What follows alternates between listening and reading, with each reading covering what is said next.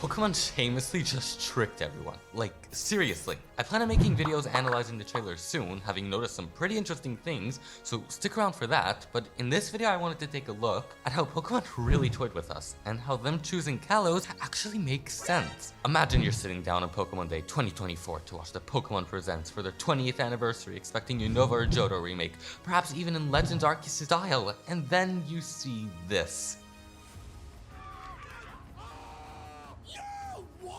It's been 3,000 years. Needless to say, I and so many others were jumping out of our chairs and running 3 Ultra Pokeathlons to get out the hype and confusing emotions that came up. Or maybe that was just me. It was such a shock to me and many others because it defied everything we thought we understood about the franchise, and patterns we thought we had figured out. Since last year, I've been making some videos on what I thought a Johto or Unova remake would be like, and I even thought predicting Johto remakes over Unova remakes was being risky, but apparently I was playing it way too safe. Up till now, we've expected a remake in between 2 generations, with the region being remade following the order of when it was released. Like, since Hoenn was remade for Generation 6, Kanto, which had a remake after Emerald, was remade for Generation 7, following Generation 6, and then Gen 8 having Sinnoh since Diamond and Pearl came out after Fire Red and Leaf Green.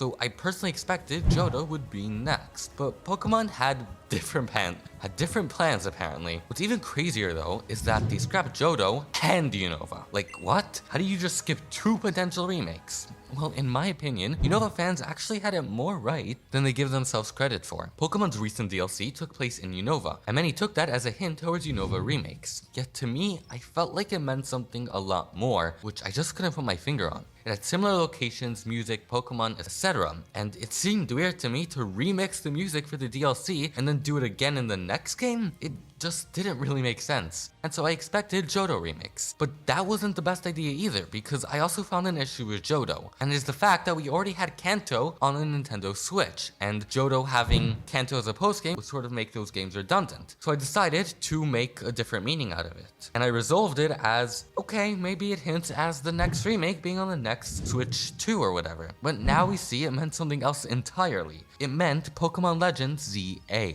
Skip 2 whole potential remakes for something that can't even be classified as a remake. A game that people have been asking for ages already, and in quote, remaking the first ever 3D games the mainline games have ever had, to break all structure and the patterns we thought we found in Game Freak's process, and threw a massive curveball, the likes none of us ever expected, except a few who did. It also gets me emotional since Pokemon X and Y were my first ever Pokemon games, and to see them get such hype among the fanbase right now and special treatment from Game Freak by delaying it a little longer than usual gets me all the more excited, and I hope to turn them into special and entertaining videos for you guys to watch. And you know what the best part is? As I was watching the Direct, I was in Paris.